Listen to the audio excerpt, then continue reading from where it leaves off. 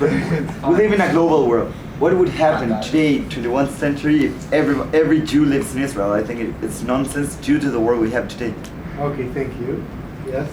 Yeah, following on from that, I don't think it's necessarily the best thing for loving and supporting the state of Israel to have to live there. And I think it's like a bizarre concept that to love a Jewish nation, you have to live in that particular state, that political, that economic, that religious state of Israel. I think that you can hold the values and want there to be a Jewish land and everything that is written on that board without wanting to actually live in the current state of Israel.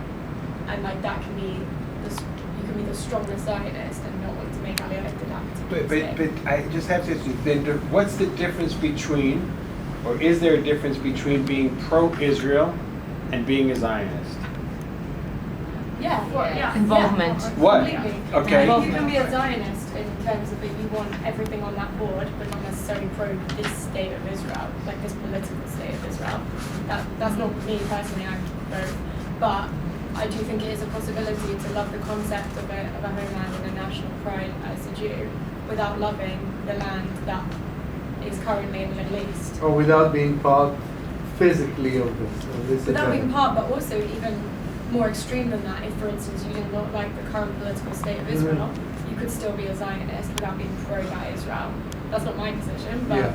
I do think it's a possibility. Okay, yes. So what we argue in Brazil when we were on our platform is that we believe in the why, which is something that I guess feel more comfortable with. The why Zionism, that you have both ways of expressing your Zionism. One is through working in the diaspora towards Israel, and the other one is making Aliyah. And then there's always this debate of like, oh, whether OI is kind of like this, and then this is the maximum expression. The maximum expression of Aliyah is actually, of Zionism is actually Aliyah, or if it's both like the same. Personally, I think that both are important, but Aliyah is the ultimate step. The elevation, yes. I think that the big mistake that we do in the diaspora is confusing between the support of the state of Israel, that's my definition of Zionism, than the support of the government of Israel.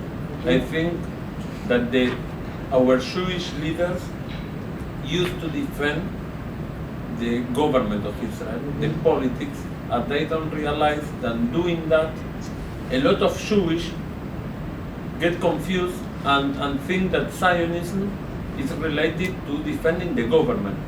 And most of the people of the diaspora, we say, progressist in a very big level. Liberal. And we have a lot of sensations confront when we see some politics of Israel and what we want that Israel is. So I think that that's the key. Trying to separate the legitimacy of Israel, the state that is the thing that is. For instance, I have been in New York before coming to this seminar, and I told somebody of it, when you start the tour there, the first thing that you see is a huge stand of the Palestinian people. The first thing, every tourist that go to the UN, they see that. So that's the thing that the Palestinians do well. They are trying to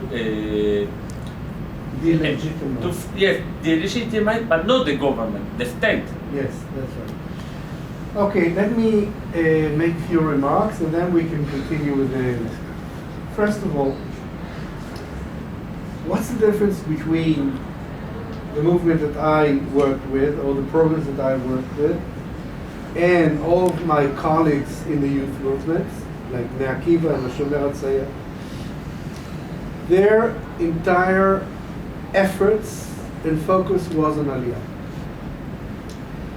And that means that if only 10% of their products made Aliyah at the end, the rest of them are failures that they don't want to deal with. And that is a very, very difficult message that you send to people where the majority of them are failing your expectations. What kind of education it is? I don't think, and I never saw a problem. First of all, I'm realistic.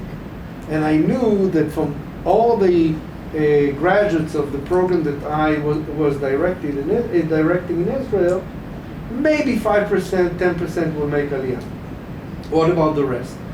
Never saw them as a failure. My job and duty was that their love to Israel and the passion that they have to Israel will continue when they go back. Why?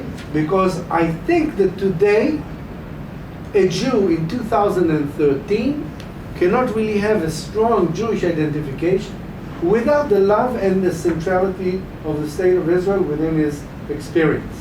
And this is what I argue with every community that I come to in the United States, and I say to them, I try to convince them to come for a year to Israel, or even on a short trip to Israel. Don't come to Israel to make afterwards Aliyah. But I don't think that the Jew today in 2013, it's only will intensify, can really be a true, loving, caring, committed Jew without Israel as a central part of his identity. I don't think it will happen. Now, people that think differently, I will just throw numbers here that will stun you. You know that the concept that we have in our minds, especially with you, that you live in North America, is that we have two strong Jewish communities in the world. One in North America and one in Israel. That is going to change radically. In your generation, in 20 years, no one will talk anymore about two strong Jewish communities, because the Jewish community in Israel is probably going to be 12 million people, and the strong Jewish community in North America might decline to less than 3 million.